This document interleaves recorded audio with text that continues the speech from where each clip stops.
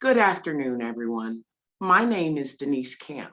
I am the RAP Outreach Project Coordinator for On Our Own of Maryland, and I have the honor of introducing to you Dr. Mary Ellen Copeland and the power of Wellness Recovery Action Planning, or RAP. If you did not get the opportunity to read her bio, Mary Ellen's story is compelling.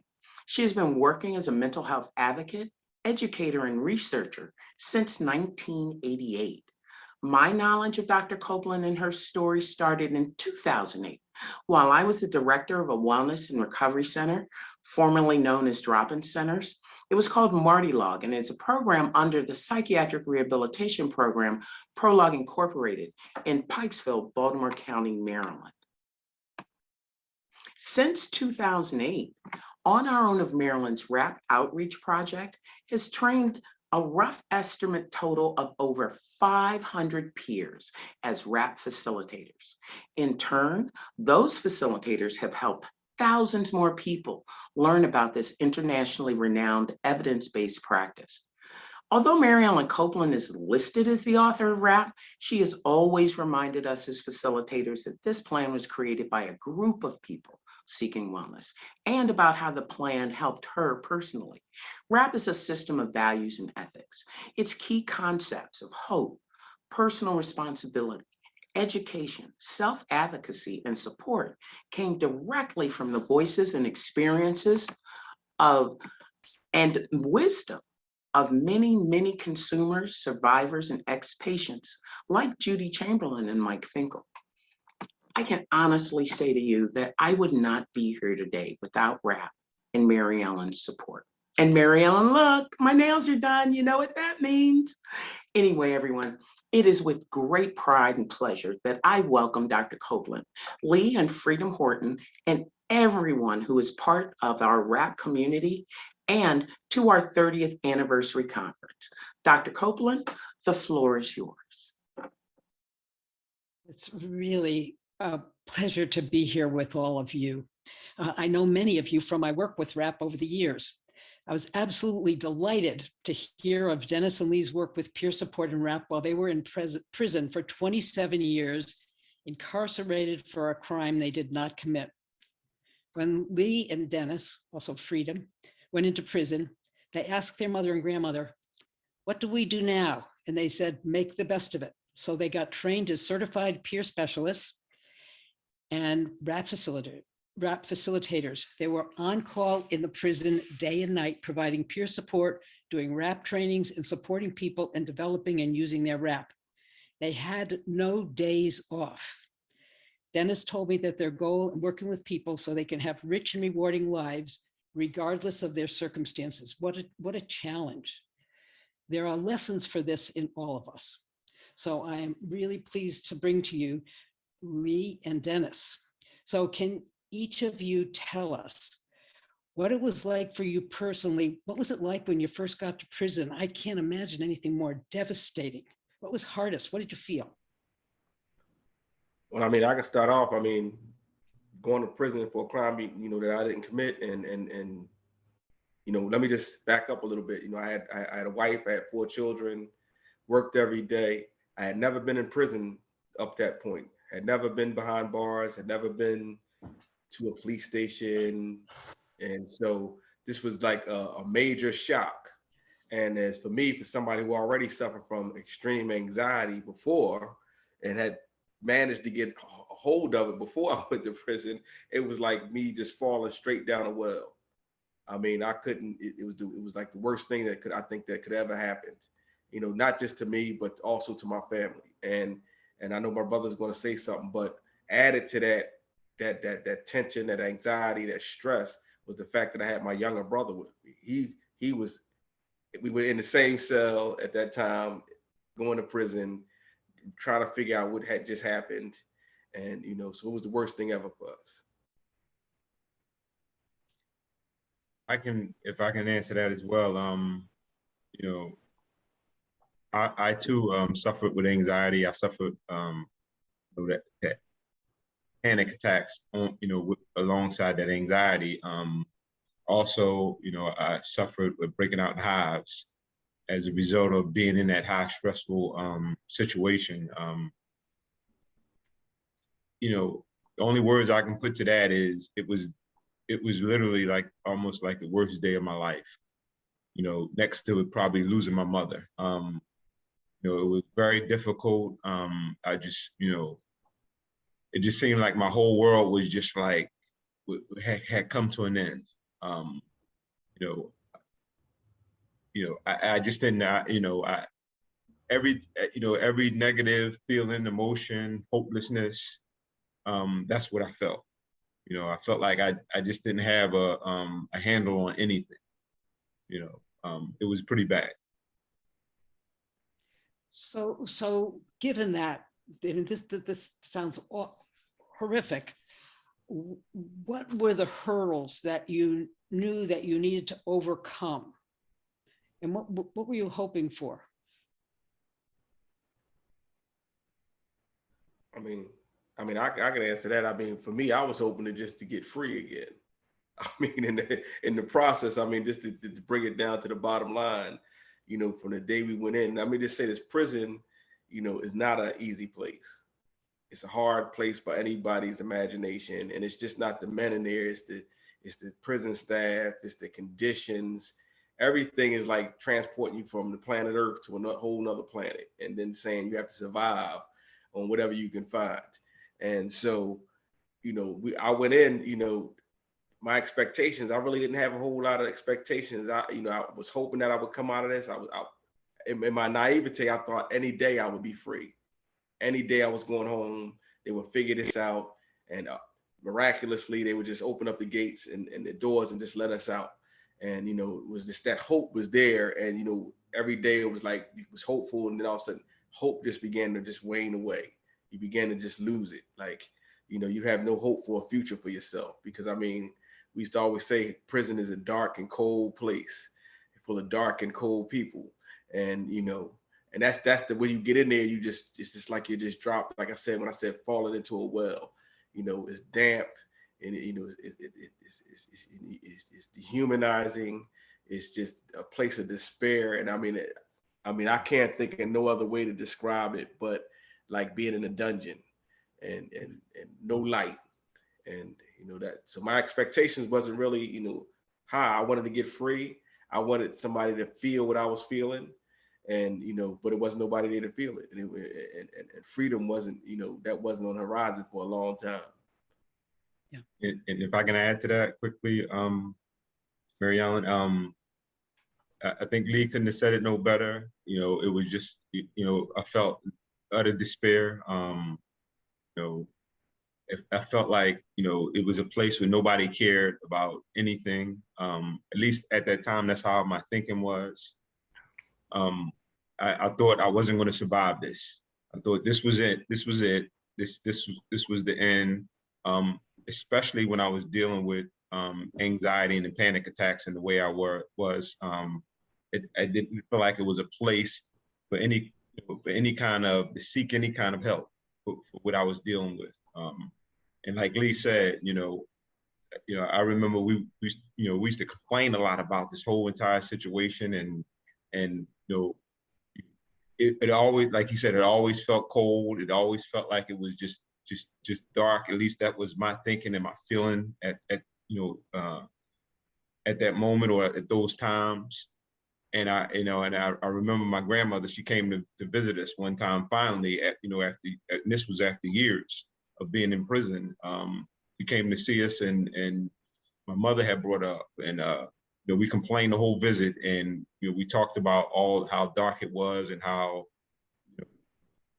cold it was, and she, after my brother and I hemmed and hawed the whole visit, she turned to us, and when she finally got a break in there, and she said to my brother and I, she said, listen, baby, if it's cold, then heat it up with love. And if it's dark, then light it up with hope. And that would kind of like begin the process of, at that time, not at that moment, because my brother and I looked at one another like, grandma has lost her mind. But later on down the line, that would begin to set the tone for how we would deal with prison life going forward. Yeah, we talked about that for a full night. We said my grandma, he said grandma, I said, we used to call her Grandma Minnie, and we said she done lost her mind. She done went crazy. Who in here am I going to love, and who am I in here going to like? What kind of hope am I going to light this up with? So, but So that's a great story.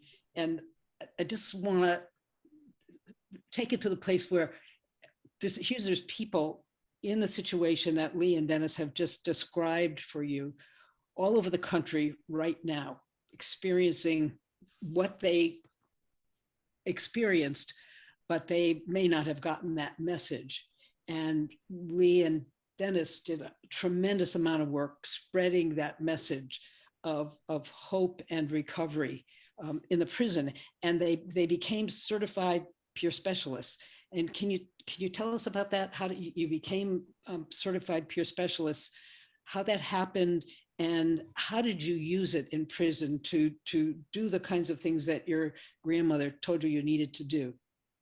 And yeah, I mean, we became peer specialists, a little bit later. We kind of got what my grandma was saying, and I can tell you, we had people who were peers to us. And what helped us to get ourselves together was those men who had been in prison for years and years and years, had reformed themselves, who had changed, and they helped us to see that what my grandma was saying was actually the truth. I remember we was fighting a case, and we thought we was gonna get out through the courts, and we was in the court, and a guy disappeared at the cell because my typewriter had broken down. And I sent it out and tried to get it back in, but the prison wouldn't let it back in. So this guy appeared at the cell one day, and is a big guy. We didn't know this guy, and he just had a typewriter. And he was like, "Here, I heard you need a typewriter." And I was like, "Yeah, but I didn't really." I was like a little reluctant to take it because this is prison. And so he said, "No, it's no strings. I just take it. We know mutual people take the typewriter." And that, like a little bit of a light bulb went off. And because my grandma kept saying every time she would come see us, stop worrying about yourself. Life gives you what life gives you. Just handle it as it goes. Life gives you what life gives you. She used to always say, you deal with what you can deal with. She used to always say, go out and help other people. That'll make you feel better. Go out and help these other people. That'll make you feel better. Go out and help these other people. Here you had these men when we was at our lowest, ready to really kind of ready to give up. And, here they come, and they was trying to help us. We had guys that would bring us, that worked in the kitchen, that would make sure I've been a vegan vegetarian for the whole time I was in prison. And guys would make sure I had the right food. And people would make sure that, we had a typewriter, we had this, and we learned from these men. Before we became peer specialists, they kind of set us on the road. They was doing peer work, and they hadn't been trained to do it. They was just doing it out of, just coming out of them based on their, reforming themselves, becoming better individuals, and seeing how they got the way they are to be fully functional individuals. I mean, men who had suffered from a lot of issues, but had become fully functional individuals in prison. And, that's kind of helped me and my brother to see what my grandmother was talking about. And then we started doing that same work. And as we started doing it, I started to see that suffering from extreme anxiety in prison, panic attack a day because of the situation. I was always in situations that just border on these panic attacks. And it was from being with prisoners to being with the officers. And, when we started doing this work, we kind of seen that I saw that helping other people kind of helped me. And, it seemed to give me a little bit of purpose in my life so that I wasn't just in prison. My brother and I got to a point where we said, we may die in prison. We may never make it out of here. And do you really want to die without leaving something, without being somebody or leaving some kind of mark that you was here? And the best thing we knew was our revenge. I'm gonna be honest with you. It wasn't really like a positive for us for real. We thought we was taking revenge on the system by helping as many men as we could help and sending many men as we can home and not reoffend and come back to prison. We thought we was going to deprive the prison system of those bodies. And so that was what started us. It wasn't a positive, but it was like, once I learned about rap years later, I realized that was one of my tools. That's how I survived. That gave me a purpose in my life to try to help as many men as I could, to lift as many men as I could up and to send them home.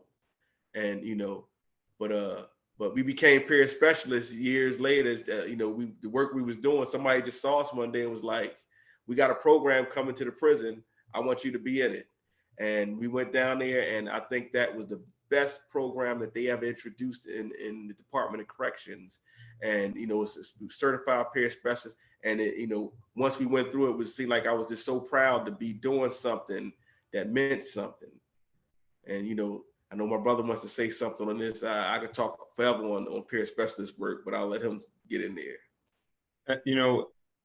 I think, and I got to agree with Lee, becoming a peer support specialist, it wasn't just something to do for us. It kind of like we stepped into it, and it was like, this was our purpose, holding the hope for others, who couldn't hold it for themselves at the time until they could hold it for themselves. Like you said, we were kind of doing similar work prior to becoming peer support specialists, but we just didn't have it in that kind of organized way or method and understanding, it as peer support work. But supporting the men, it was such a gratifying feeling to be able to help, to really see, how men were changing and being helped, and individuals that were suffering, because we know what it was like, because we once were suffering. You know what I mean? My only thing is, I wish they would have had the peer support specialist program when I first started out early on, because I was suffering with the panic attacks, with the anxiety, and I wish I would have had that. You know what I mean? That would, having support in that kind of way of people understanding what, we had it, like Lee said, but it wasn't, people able to really share, their story of hope, and helping us to, to draw strength from that, and to be able to overcome. In some ways it happened, but not in this kind of way, in the peer support way. So what I'm hearing is that the peer support training helped you refine kind of your skills. You're already doing this, but that helped you really refine your skills and understand more about what you were doing. Do either of you have like a particular vignette, a particular time, person, or people that you worked with that you recall specifically? I know you've told me about using peer support with people in solitary. Can you tell us a bit about that? If I can, I just want to touch on this one story, and I'll let Lee talk about the solitary. Yeah. I remember, the superintendent of the institution where we were being held at, she sent a message to the block and told the officer to have Lee and myself report to the infirmary. And when we got down to the infirmary, we waited around for a few minutes, and she showed up with her deputies. And she said to us, hey guys, you two are the best certified peer support specialists in this institution, and quite frankly, in the whole entire DOC.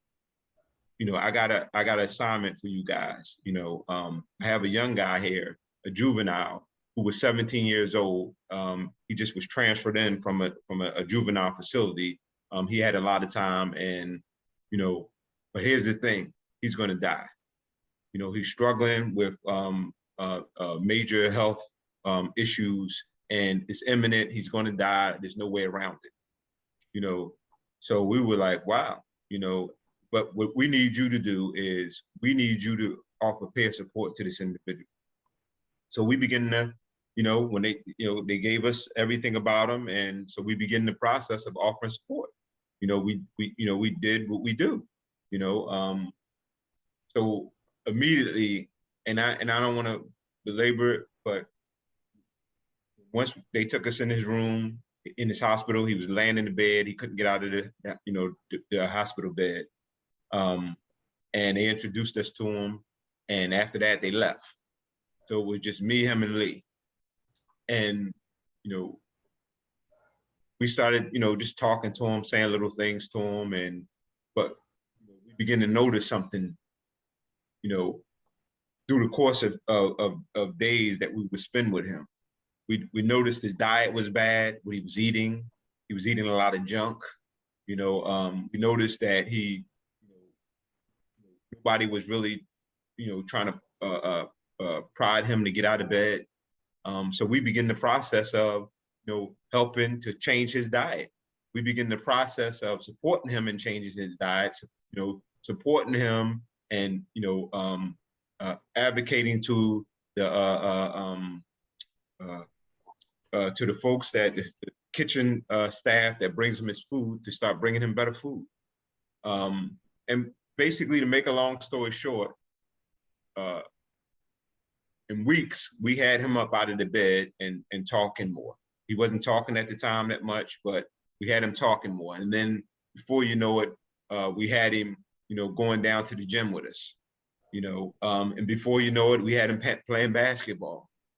Then all of a sudden we had him going out to the yard, getting sunlight, and a strange thing began to happen. The young man began to get better,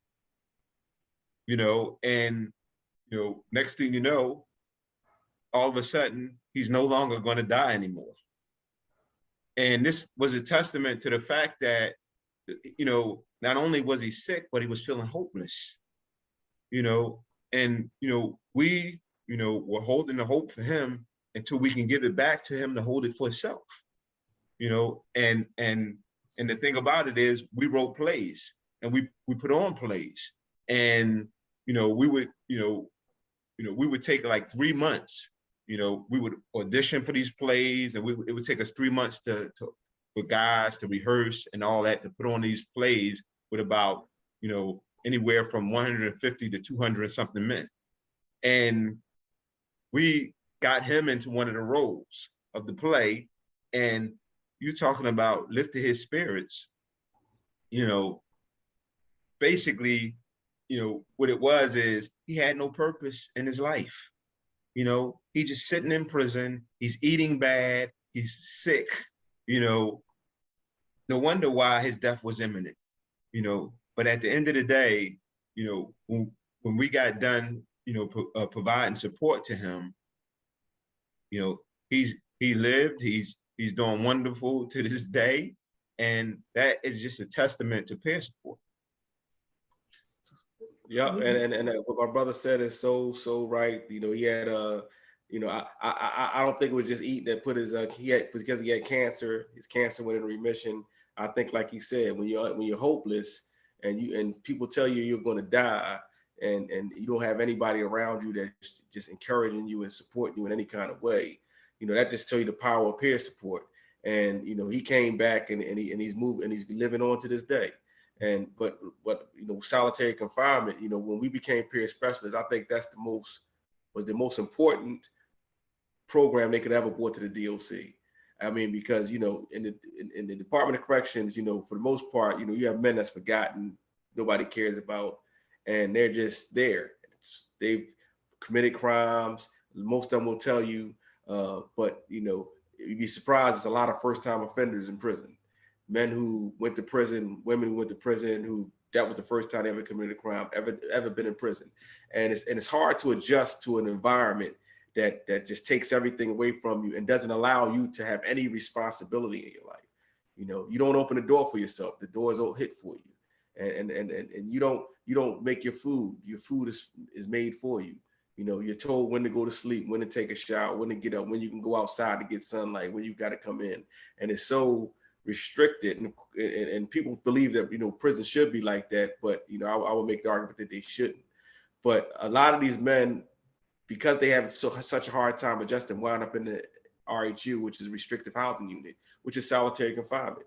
And when the peer specialist program first came, they didn't want to let us go to the solitary confinement. They let us go all around the institution, and you saw a change in the whole culture of the institution.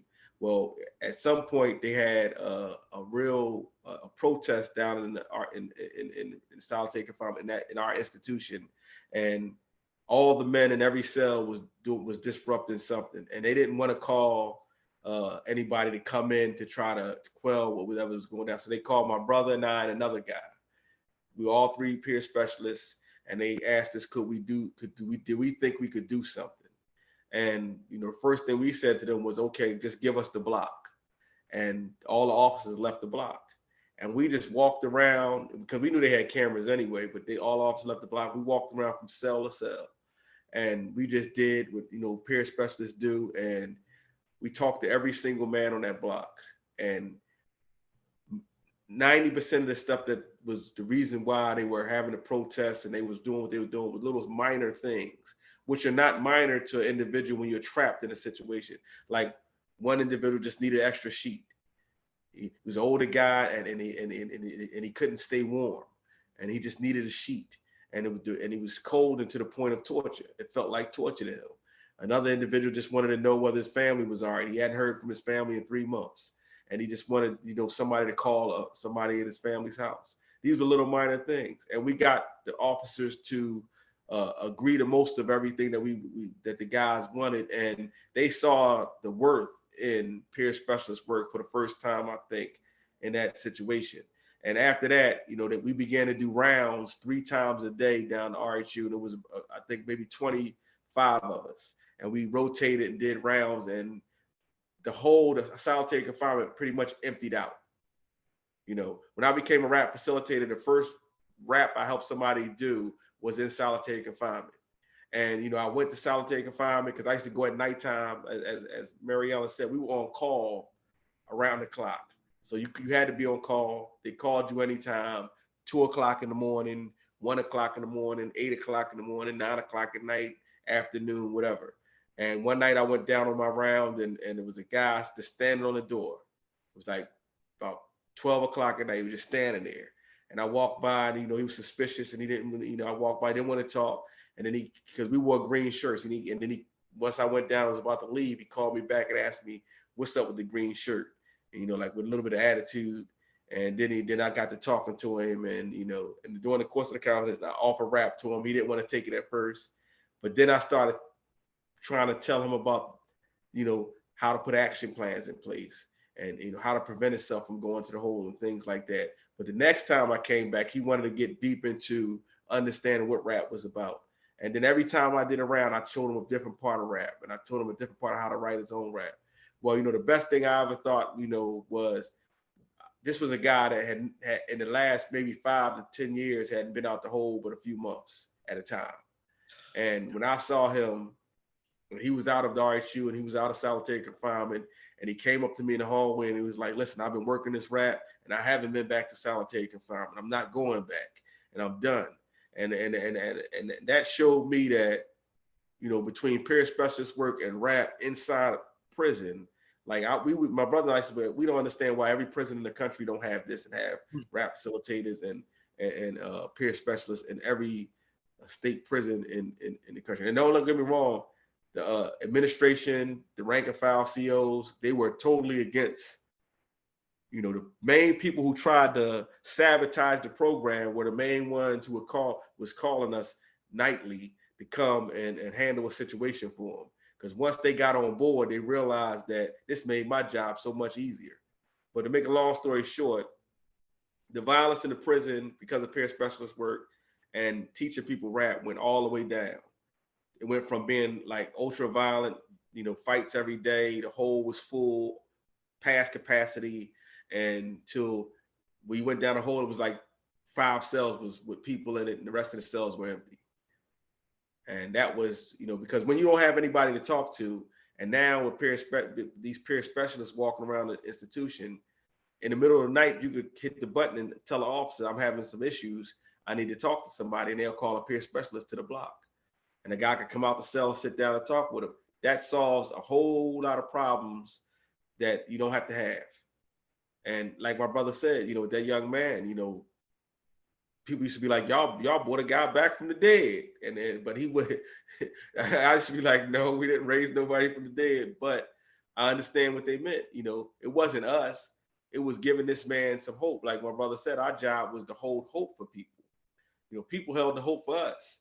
When we first came to prison, I mean, we don't tell you how bad we were when we first got to prison, having not committed a crime and be locked in a cell 24 hours a day and only allowed to come out once in a while. That's a horrific situation to go through. But there were people who encouraged us. There were older guys who helped us to get up on our feet. I went through a severe depression. And, you know, my brother, he nursed me back with another individual. They nursed me, they fed me, they washed my clothes, they made sure I got a shower. They did everything for me. And this is inside a prison. And so you always had people that support you. But when they brought the peer specialist program, it helped to magnify the work that men was already doing, because it gave them the training to be able to do it the right way. Before, we were just hanging on. We was doing the work, but we was hanging on. We was like always an inch away from a write-up, an inch away from a transfer, an inch away from solitary confinement. And then, you know, and our little bit of work we was doing was helping us to maintain. But once we learned and got the training, it helped us to be able to navigate prison in such a way where as though, you know, we was able to get ourselves free to some degree. And if I could touch, Mary Ellen, just briefly on the fact that, you know, when we would write these plays, we would write, you know, our last play we wrote before we were released was called Chasing Midnight Shadows. And then this play, you know, we took our experience of certified peer support specialist and RAP facilitator, and we wrote these things into the script. And what I mean by that is individuals that were, you know, we had scenes that we wrote into the script of individuals in the RHU restrictive housing unit, which is the whole, and certified peer support specialists going to visit those individuals and having those conversations, and wrote the dialogue specifically because we wanted the population to understand, you know, that there is peer support within the institution, and that you can reach out to these individuals and they can be of great help to you. You know what I mean? Helping all the things that you may be going through, whether you're in a crisis, whether you're going through, whether you're struggling with a lot of pain, or whether or not you're struggling with whatever mental health issue that you may be dealing with. These people are available to you. So we specifically wrote that into the script. You know, we also wrote into the script of people losing loved ones, because we understand that is a regular, everyday occurrence in prison. People lose family members, brothers get killed in the streets. That's just the way of life. I mean, people do lose people, you know, while they're in prison. And, you know, we wanted to connect them to all the help that was available to them, you know, and we also utilize RAP, you know, we utilize, you know, holding people in high regard, you know what I mean? You know, we wrote into that, you know, the importance of holding other individuals in high regards, and how that was making a huge difference throughout the institution overall. So I just wanted to touch on that a little bit. So that's great. You were able to use the values and the ethics of both RAP and peer support in the work that you did in prison, but then you took what you had been doing, and you have to tell me if I'm saying this right. You took what you were doing and you developed these plays and programs that got people involved, and they were a way of illustrating peer support, a way of illustrating RAP, and then you got into other topics. Am I telling that right? Let me just say this part. You can get right in there. I just wanted to, yeah, you're right in the sense that, you know, I just wanted to touch on this. The whole, you know, when we wrote these plays, it was to give men purpose while they were in prison. You know what I mean? You know, nothing is more, you know, no tool is more helpful than to help somebody develop purpose for their life. You know what I mean? When you were in a hopeless situation. So that was one of the biggest things that, you know, with the plays did, you know what I mean? I think also we wanted to advertise peer support and RAP facilitate and RAP classes, you know what I mean? We wanted to help people to understand what they were, you know, and I think we succeeded in doing that, you know what I mean? So that's just what I wanted to share. Go ahead, Nick, I'm sorry. No, I was gonna say that you was absolutely right, and I think for everything Freedom touched on is exactly what we was doing. But we also, we don't want anybody to miss, is that all of that was the extension of the peer work that we was doing. As certified peer specialists inside of the institution, one of our jobs was to come up with programming that could be extension of what we was doing to help the men who we were helping to be involved with things that would help to empower them and take it to the next level for them. And so it's not just you see the peer specialist and then you're just going about your business once that problem, and it's just one problem to the next. But we wanted it, we was on our own, we came up with the idea, well, how can we, because our job was like holding hope for people, empowerment. If you're a peer specialist, you try to empower the people that you're helping. And we wanted to figure out, well, okay, we're holding the hope, so how can we get them to hold it for themselves? And part of that was involving people in the plays. We used to have crime victims awareness conferences, mental health seminars. We used to have mental health seminars, all-day event. We used to bring people down there, and we used to, when you came through the door, you got a card, and on that card it said, whatever mental health group you was going to sit in, whatever mental health diagnosis you was going to examine or talk about or deal with, just to get rid of stigma. And we had staff members involved, people from in the community, district attorneys, all that would come, and they would sit in these workshops and with these men who were in prison, and the men got a chance to say, let people know what they was going through, but they also had staff members there to hear it. And then the staff member could talk about that same thing, what their understanding of that mental health issue might be. And then you have people from outside who could hear all of this, and that helped to empower men and give them a sense like they had a voice. And everything we did, we try to want to give men this idea that they had a voice and that they could actually do, like you said, the values and ethics of rap. We and the values and that ethics, period. One of the things we did was we always held men in high regard, an unconditional high regard. That was one thing that we said we would not compromise with everything we did. And another thing was we always made sure that the men knew that they was the expert of their own lives, and that it was not us coming in there telling them like, we think this is best for you. We would just give them options. They had a lot of choices and options with us. And there's a whole lot of doors. I used to always tell men, I say, every time you go through one door, it's a million other doors you can go through. It's up to you to choose which one to go through. I said, every door leads to a million more. And I said, before you know it, you done went through a billion doors. And I said, that's how you get to where you want to be in your life. So our object, what we wanted to do was we wanted them to one day be able to hold the hope for themselves, and then they may be possibly help hold the hope for others. But we also wanted to empower them to the point where they found some sort of purpose, so that when they left prison, they was able to manage their lives in a way that they would not come back. Because we understood that a lot of time people came back to prison because being in prison the first time didn't help whatever situation they had going on, and it just exacerbated or made it worse. And when they got out, they had no clue on how to function in society, and the only way they knew what to do is come back to prison. And we wanted to prevent that. So yeah, what we did was always an extension of everybody in our plays, and everything we did was always people that was in the rap seminars that we facilitated rap with, or they were people that we did peer specialist work with. So it sounds like not only was this work really valuable to people when they were in prison, and that they became really invested in it, and many of them were doing it because of the presentations that you did, but it was also really important to any reentry if they were going to leave the prison, that you were really in a way preparing them for life outside of prison so that they would not end up coming back. Am I correct in that? Listen, I can say this, some of the guys that, since we've been home, and, and for my brother and I, rap, we always say that without rap, we would never have made it out. Rap saved our lives. And I can say this, we run into men all of the time that that went through our rap seminars. We see them in society.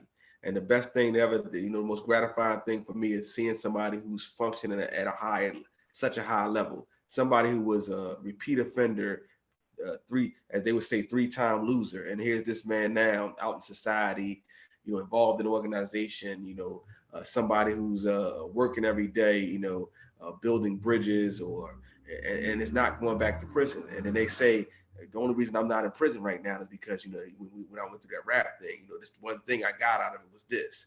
They may not get the whole thing, but they do get a lot out of it, even if they just get one tool that they can use in their lives to help to motivate them, encourage them to go forward or to go further. And we see a lot of, if I ran down a list of guys, these guys are doing, wonderful, way beyond what they thought they would be doing. You know, one of the guys just came home recently, and he was a rap facilitator. I mean, he was a peer specialist inside with us, and he's out here and he's involved in the anti-violence movement out here in society. And he was somebody that was a chronic solitary confinement guy. Now he's involved with the movement out here, and it's a total sea change, like 360-degree turnaround for him. And I know he owes that all to going through that seminar on rap, and understanding why he did what he did, and coming up with an action plan to deal with every small thing that would trigger him, or every stressor that he had in his life. And now he's able to function. You know, before he wasn't able to function. Now he's able to function like a productive citizen, or like what people call a productive citizen. If I can add to that, Mary Ellen, briefly.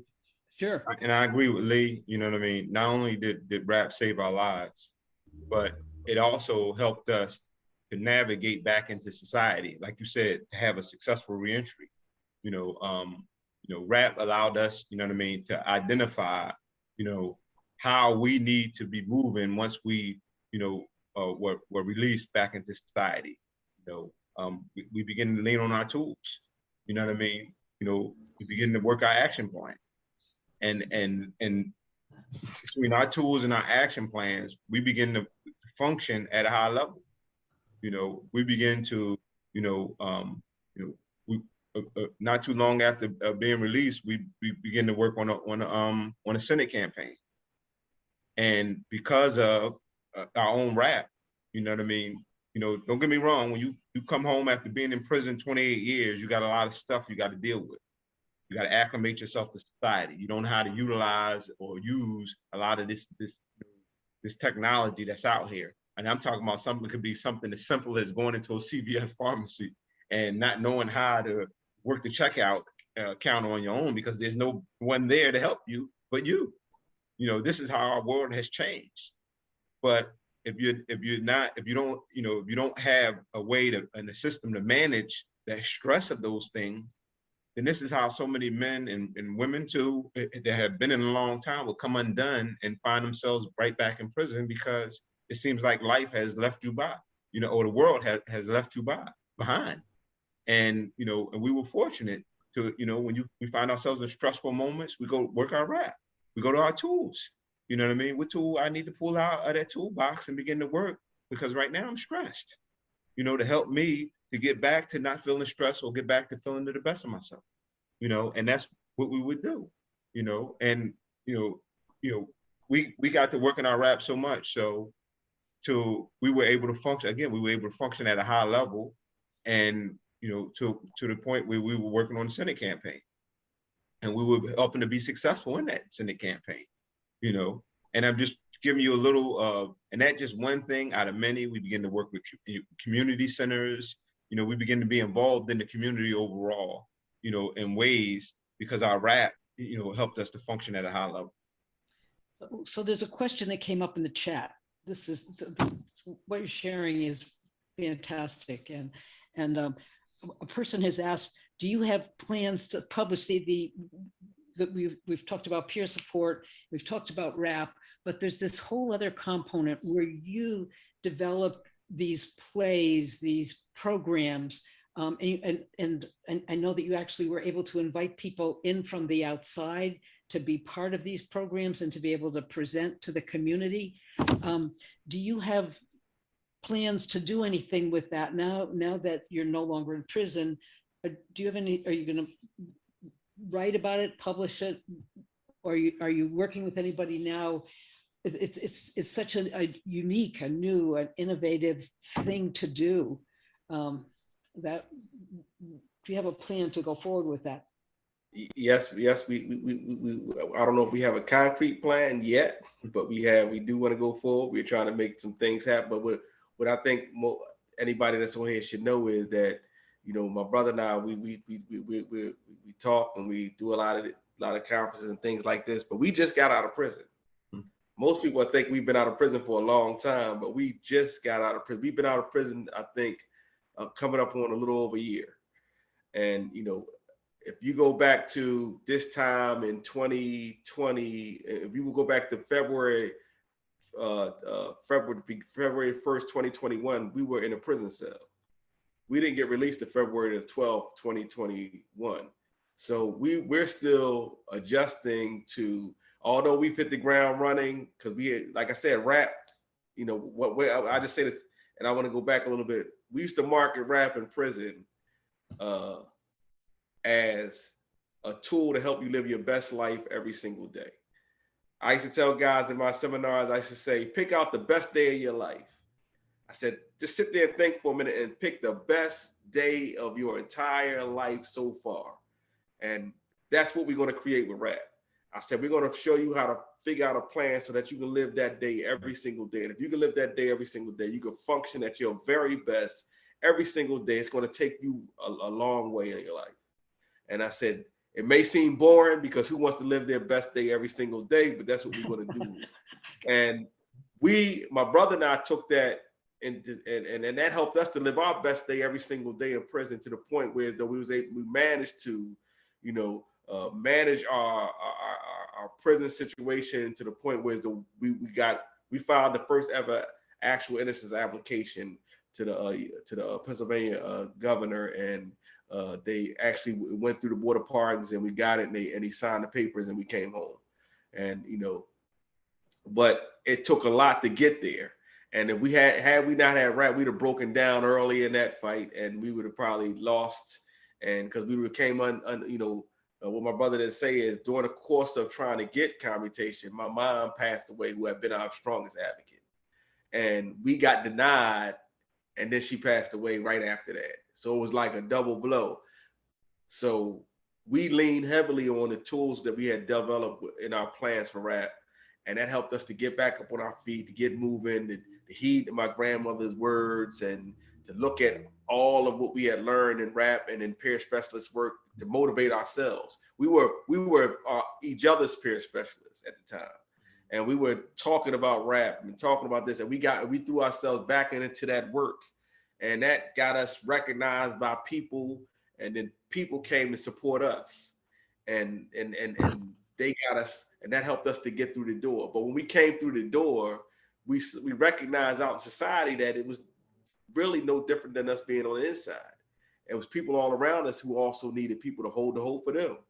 And we came out here doing the work all over again, you know, doing rap seminars and doing peer specialist work right out here in society. So if I can add to that quickly, when we landed into society, you know, like I said, we realized that our world has changed drastically. And, you know, for the life of us, we couldn't understand, why is everyone so angry? I mean, folks are really angry out here in this society, you know, unlike we have ever witnessed in our entire life, you know. And the thing is this, you know, rap is needed everywhere in every corner of our society, you know, because it helps people to manage their lives in ways, like Lee said, you know, where they can feel like they're living their best life every single day. You know what I mean? Where they feel more hopeful. You know, when they feel down and out, when things are not going their way at work or with their families or in their relationships, you know what I mean? They can begin to work their raps, their tools and action plans to help them feel better. And the thing is, what we couldn't understand is, why is rap not in peer support, not in every facet of our lives in society? You know what I mean? Every neighborhood, every community center, every church, every, you know, hospital, every, you know, it should, police department, it should be everywhere. So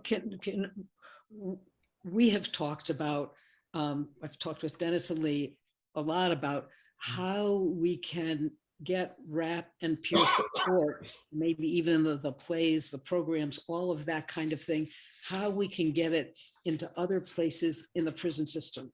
And what do you suggest that people do, all people that are listening now, many people, and all the people, we're doing a lot of outreach around the country.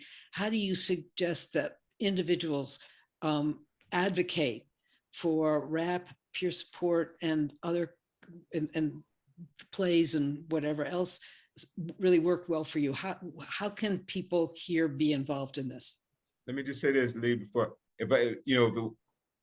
first of all, let me just say this. If it was up to me, we have a rap and a peer support revolution, in our society, it should be in our schools, it should be in our universities. What can people do? People can reach out to, their local officials, you know what I mean? What I mean by that, their representatives, their state Congress people, from that to their United States senators, to their mayors, to officials at the prison, meaning the commissioner of prisons, from that to to of course their pastors, their imams, or from or to of course the hospital officials. If you sit on a board, you can bring that up. I mean, rap should just be everywhere. I mean, I just in order, you got to network and work together in order to make that happen. That means you got to educate people to what it is, what is rap, what is peer support, and it's all about empowerment. It's not about power robbing. That's the beauty of it. It's all about empowering you. You know what I mean? So hope I kind of answered that. And I think he's 100% right on that, but I think it's about awareness. I saw somebody say in the chat that it was a way of life, and that's the truth. And the thing is, you have to make people aware of exactly how much power this can have in people's lives and changing the environment that we live in.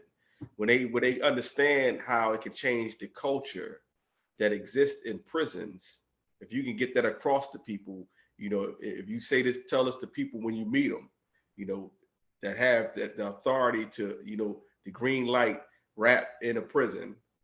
Those are the people that you have to talk to in a prison. Rap should be taught in the district attorney's office. They should, instead of sending people to prison, people who are low level, they should be going through rap. It should be, peer specialists should be in police stations. And when you help them to understand that we're looking at, like I said, creating a whole different way of life, a way of life in which people are able to manage their worst days. We have people going to prison because they are not able to manage their worst days. And when you talk to people, if you could tell them this, that rap is the one thing that can help people to manage their worst days. This is a tool that they can use for them to live their best life every day. And one of the things, the way we were successful in prison is we always told them the security of it. This is all about public safety. You can send one person to prison and he'll spend his rest of his life going in and out, and then you introduce him to rap and he never comes back to prison. So, I mean, it's a no-brainer, but like my brother said, the people in charge are the ones you have to go to. Sometimes just enough as a phone call to get somebody in charge, legislator, prison official, somebody like that, to look into it, And every single one of us on this call can do this. We can do this outreach. We can make a lot of noise, and we can talk to people, and we can keep encouraging and supporting and really, really making this happen. And if I can say this one thing, also, yeah, we also need to think out the box. Mm-hmm. Because when you're moving, something like rap into different environments, it may not be always a one size fits all for every environment. But that's the beauty of rap. It's not understood that rap is a way of life, and in any way of life, ways of lives are fluctuate. They're fluid. They change with the people who they are meant to be there for.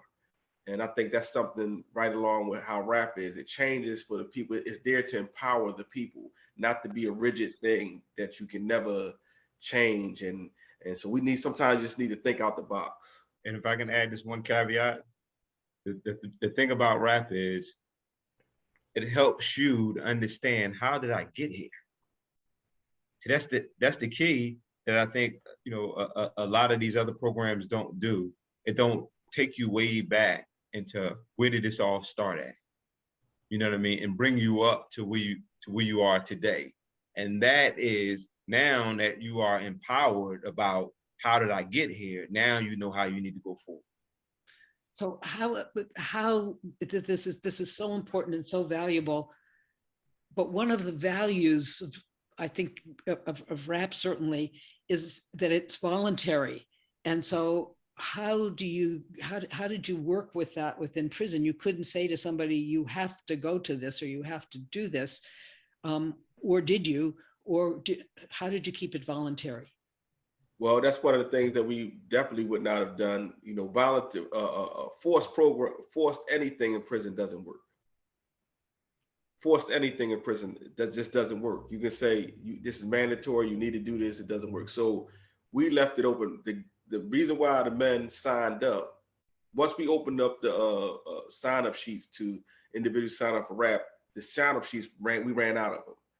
You know, we had 200, 300 people within the first week. And, you know, we was doing rap seminars around the clock. The reason why is because the men trusted the rap facilitators. They knew who the rap facilitators were. And once the rap facilitator said, I think this is a good program that you should try. Plus there was already individuals who had, we had already been facilitating, showing them how to do their own raps. And these guys were starting to function. So it kind of just like, it advertised itself. And then every time we did anything else, we always included a part about rap or peer specialist work, so that it would be promoted to the greater institution. And guys, they seen that it worked. They liked it. You know what I mean? They seen that because one of the main things that got them though was that we held them in unconditional high regard, and that got around. That they would, if you came to this program, the program was not about the people that was facilitating the program, it's about you.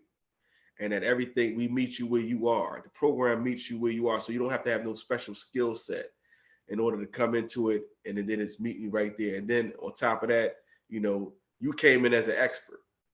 We didn't treat you as somebody who came into this and you're in this class and you don't know anything and we know everything and we're going to tell you how you can get your life together. You came in as the expert. And when that got around to guys are just like, how can I be the expert of anything? I got to go there and I want to check it out. And the more people that went through it, the more people that wanted to be in it. And to the point is when we left, they had us doing rap seminar, 2-day rap seminars, and we was going out the door and it was COVID. We was doing rap seminars in COVID.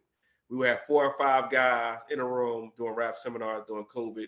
And on the last day, the day before we were supposed to go home, they had us in a room doing a rap seminar. So it tells you the value of it. They knew the value of it. And I can say right now, we still do some rap seminar work, and prisons around the country are just starting to wake up to it. And they're starting to invite people in to do those seminars and things like that. So, but I think you don't. I think it sells itself. You know, we treated the trainings. We treated the rap seminars as trainings as anybody else would have, and that showed the men that the people who were doing these trainings actually cared about them. And like you say, like one of the guys said, you know, people don't care about nothing. They don't care what you know until they know that you care. Mm-hmm. Yep. Dennis, you were going to say something? No, only thing I would add to that, I think Lee pretty much said everything beautifully. Only one thing I would add to that, you know, very few programs can get people in a room that comes from all different walks of life. You know what I mean? And I mean culturally, religiously, you know, sexual orientation, and we've done it. You know what I mean? We've done a rap with people from all different walks of life can come together, and you would think that's gonna end badly. But it's just something so powerful about rap that, you know, it can have all these folks from all these different walks of life, and they can learn from one another. You know what I mean? And draw on hope from one another. You know, and that is, you know, like Lee said, holding everyone in high regards and meeting them where they are. You know, rap has a unique way of just doing that. You know what I mean? And just in the way it is just structured.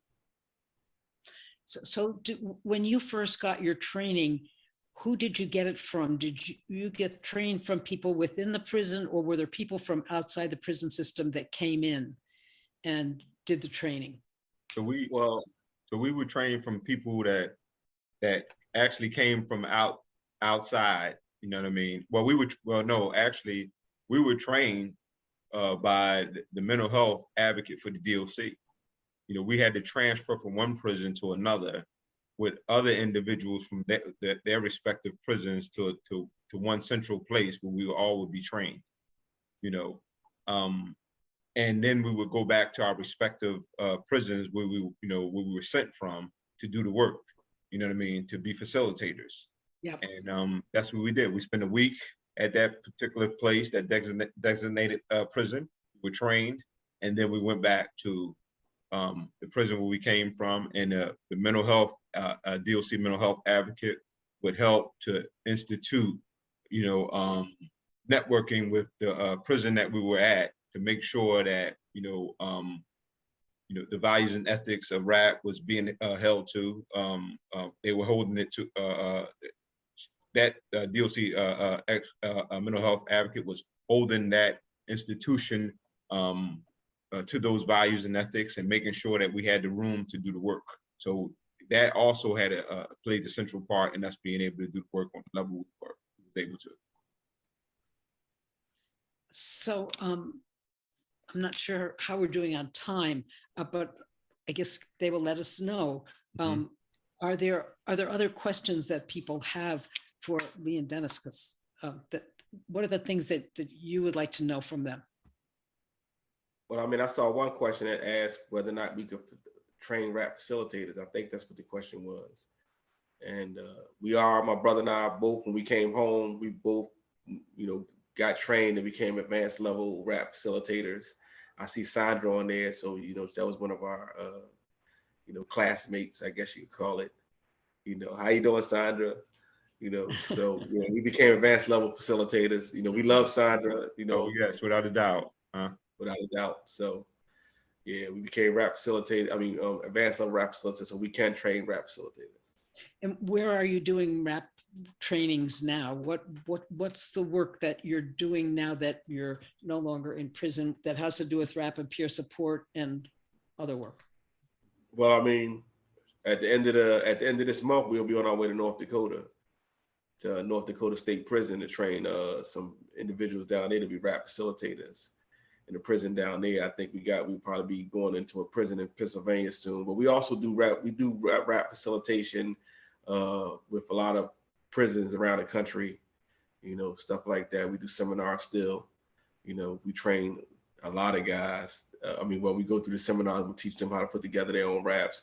We do it via Zoom into a bunch of places. So, we're still doing that work. We also do it we're doing it with recreation centers. We're trying to do RAP for the youth and recreation centers around Philadelphia. Philadelphia has a problem with violence, so we want to try to get them on board with, being able to make better decisions, but giving them a tool that they can use in their lives with transitional housing. We're doing it in there. So it was another question, that was asked. How does it feel to go back into a prison after pretty much, I'm paraphrasing, after being there so long? Strange, strange in the sense that, when I leave, I wish I could take everybody with me, because I know there's so many people in our prisons that don't need to be there anymore. People found their way there through a lot of mistakes, but we got to figure out what we're doing here in our society. I mean, are we leaving room for second chances, or are we throwing people in prison, locking them up, throwing away the key? The thing is this: you believe my brother and I belong in prison, then continue doing what you're doing and how you're incarcerating people in our society. But if you don't, then we need to turn away from how we're imprisoning people, begin a whole new way, because this can't be it for us as Americans. We got to be better than this. You know what I mean? We are leading the world. Is this how we want to lead? Are we going to lead in foolishness, or are we going to lead in the righteous way? You know what I mean? To say, hey, this is who we are. We want you to follow us. We want you to follow us and doing it the right way rather than the wrong way. Yeah. So you're doing a lot of this work. People are wondering, did you get paid actually for the work that you did when you were in prison? I'm gonna answer that one. I think we got top pay. We got all of 51 cents an hour. 51 cents an hour? We made all of 51 cents an hour. I think about a good 40 something dollars a month. And what could you do? What could you do with that money? Not very much. Buy some deodorant and some lotion, but a couple bags of potato chips. That was it, But I mean, it wasn't, because for us, we was doing it for free anyway. It wasn't about the money for us. Yeah. And, the way they had it structured, you couldn't make but so much off of it anyway. You could only do 8 hours or 4 hours a day or 8 hours a day. And all the other time after that, you didn't get paid for it. They didn't use you for 8 hours. They usually for 24, but they would only pay you for 8. So at 51 cents an hour. So, and they said that was top pay. If it was about the money, we wouldn't have did it. But there was no money in it in prison. There was no money in it, but we got, it was nothing more gratifying, should I say, than seeing people be able to change their lives. Seeing people get the help that we didn't get early on. I mean, that for us, that was enough pay right there. Okay, a question from the chat. If any of us have a person that we care about, that we're connected to, that we're associated with, that's in prison, how do you go about getting peer support for that person in prison? Is there any way that can happen? Well, I mean, if they have it in that prison, if they don't have it in that prison, it'd probably be a hard thing to do. They probably have to get somebody. They can actually get somebody from the outside to come see them on visits. And that person can be a peer specialist that can come see them on a visit or whatever. If they have peer specialists in inside, they probably just need to contact their counselor or unit manager or the lieutenant or captain or even the psych department. And they could probably put them in the right direction. That's what I would do if they need something. And listen, I think everybody in prison should have a peer specialist. There's somebody that they can go to, who they can talk to. See, my brother and I, what probably people don't know is we were in the same cell for that entire time. And we were in prison for 27 years and 10 months. I always rounded off to 28 years, and people might be confused about 27 and then 28. But we were in the cell together for that long. And, I always had him or he always had me. Most guys go to, and women too, go to prison, they're in there by themselves, around a bunch of strangers, people that they don't know. They have nobody to talk to. They have nobody to share anything to because they don't trust anybody. It's hard to trust people in prison. And, when you have a peer specialist, it gives that person, gives a level of respect that, most people will come in. It takes a little while to warm up, but they'll put their trust in you. And, so when somebody has somebody they can talk to, it's a groundbreaker. So if I can add to that, what could you do to try to get peer support or RAP seminars within the prisons? Again, I got to go back to, at the end of the day, the commissioner can do anything that they want, but they need to know how important these programs are to the families, to the citizens in our society. I mean, you organize and mobilize people to contact these individuals, like the Secretary of Prisons or the Commissioner of Prisons. You know what I mean? And tell them about the RAP program and educate them about the peer support specialist program and how it has worked in other places and how it can work and how it's so needed for these individuals that's in prison to have that kind of support. And give them our contact information and tell them to contact us to set up a call. We'll explain it to them. Mm-hmm. So you're available, you're willing to talk to people who want to do this kind of. Oh, sure. Yes, of course. Yeah. Anytime, like I said, we believe that, in the state, when you look at what's going on around the country with COVID, and just to say this, we didn't say this, but my brother and I, while we was incarcerated, while we was in prison, right before we came home, we contracted COVID, both of us, because of the conditions of the prison. You couldn't go anywhere. And so if one person had COVID, everybody had COVID. And so one person had COVID, the officer brought it in, the prison where he's at did really good at keeping it out. And then one officer who didn't want to wear a mask came in not wearing his mask, and he passed it to a few people, and they passed it to everybody on the block. And my brother had it badly. I didn't have it as bad. But when we came off of COVID and we was getting bail and recovering, that was the time when everybody in there needed somebody on that door to talk to. Because a few people died on the block. 5 people died on the block we were on.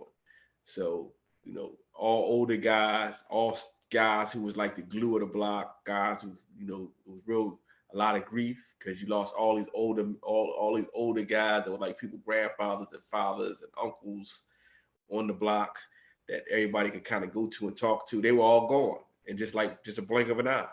And, you needed somebody to talk to. And they had, and I can honestly say they did. Once it went down a little bit, they had one guy walking around going from cell to cell, which was a pretty good guy, talking to people, but they needed more. So. Yeah. So the object is to get these kinds of services available to everybody who's in the prisons. One of the things that I have done and want to continue to do more is to reach out to our government officials. To really, we need to work it from the bottom up, from the top down. We need everybody, so that legislators that I already know, I'm talking to them about it, and all of it's going to build. The more we talk about it, and the more we ask for it, and the more we tell them that they must do this. And some of us can be in that very beginning stage of just beginning to advocate for it, and some of us, and I know some of us on this call, have the ability to really implement these kinds of programs. And so we mustn't let up. We mustn't let up. One of the other things I want to bring to your attention, I know that people watching are RAP facilitators and they're peer support specialists, and they do lots of good work. And one of the things that struck me about Dennis and Lee have figured out as brothers, which I think makes it even harder, to how to work together, how to how to each be heard, and to have great, you can see their respect for each other as they speak. And so you have lessons to teach us. I can't imagine living in a cell with my brother or sister for 28 years. And you use that time to become exceptional human beings and to develop skills that just create great change in people's lives. And it's very exciting, and it's the way, I think it's the way we have to move in all of our society, that this is a sector of our society, but that our society needs to move in that direction. So are there other questions? Well, let me just say this before the other questions come in. Our time in the cell together was always the greatest, because I did kind of remind him, first of all, he's the oldest, just so everyone knows. I knew he had to get that out. And I want to state that. And also I want to, let you guys know that, we did have some deep discussions about the time when I was a young kid, and he never took me to the movie theaters with him. He took me to the movie theaters with him one time. And I reminded him. Tell that story for 20-something years. For the course of those 20-something years. Every time I brought it up to him, why did you only take me to the movie theater with you one time? And he had the answer for that. And every conversation we ever had, always some kind of way got in there, and they feeling good in the conversation. He say, you know what? I just want to say one thing. You never took me to the movies before.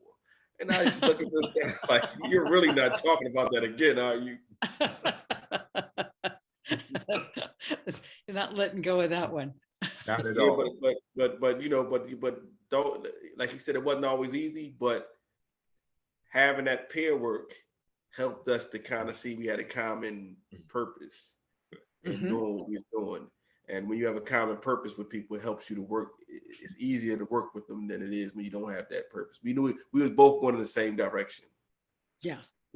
One of the things that you've told me about is another thing I think that we can advocate for, and that was that at some point fairly recently, you got a cat. You had a cat in prison. Mm. Tell us about Callie. Right. Oh yeah, with Callie, she's around here somewhere. We had a cat. It was his cat actually, because he asked for it. I didn't want a cat, even though she wound up living with me when we left. But we had a cat in prison, and when we would get stressed out, she was the one thing that kind of brought us, that grounded us. And when the prison where we was at, we wound up on a block where they had dogs and cats. They had dogs first. They had a dog program, then they had a cat program. They actually used the dog program for a lot of guys who were peer specialists. They used the dogs in their work when they would go around the prison. They would take a dog with them, and it was an easy icebreaker. People seem to trust people who had dogs. That's a thing. They don't trust people with cats as much, but they trust people with dogs. So, but we had Callie. Callie was our cat. She came in and she was a little scary. She would run up under the bed and stay up under there, but she wound up being like the third cellie for us. He was on the top bunk, I was on the middle, and Callie was underneath me.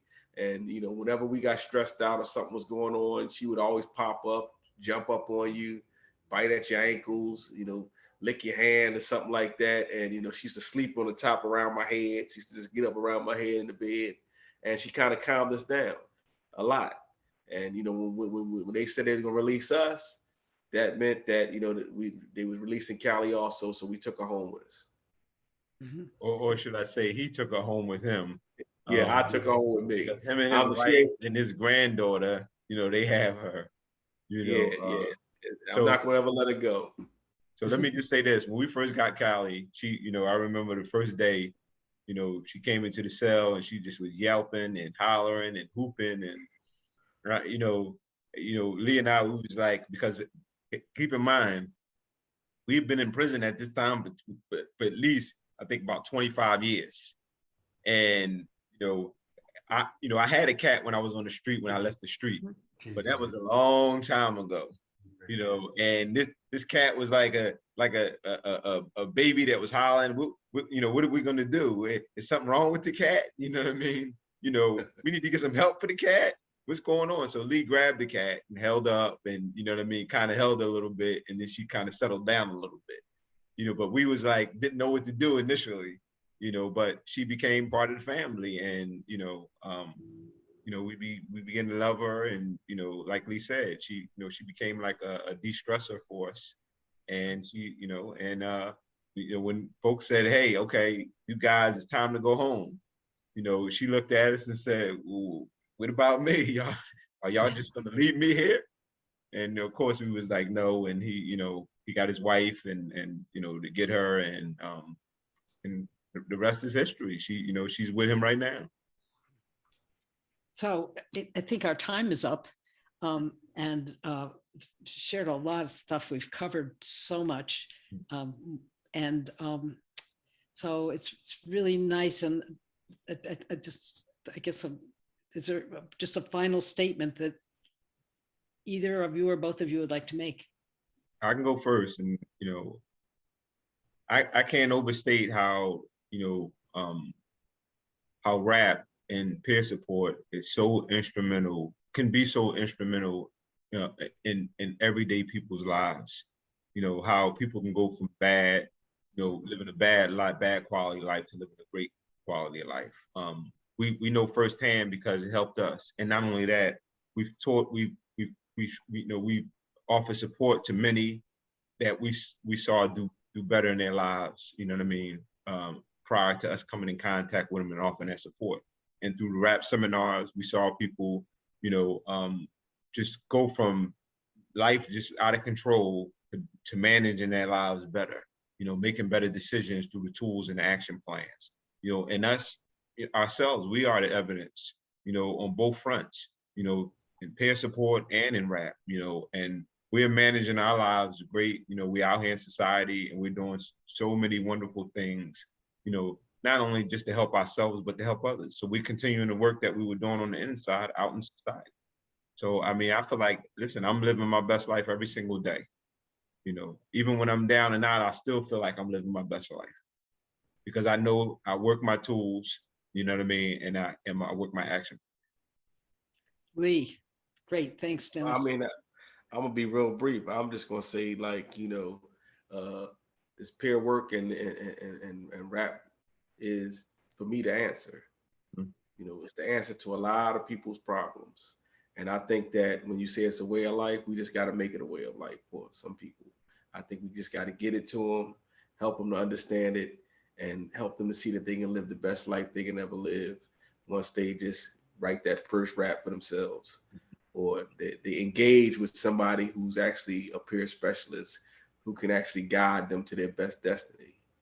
And, you know, so that's all I would say. I always think that rap help you live your best life every day, and I think it's the answer. Great. Okay.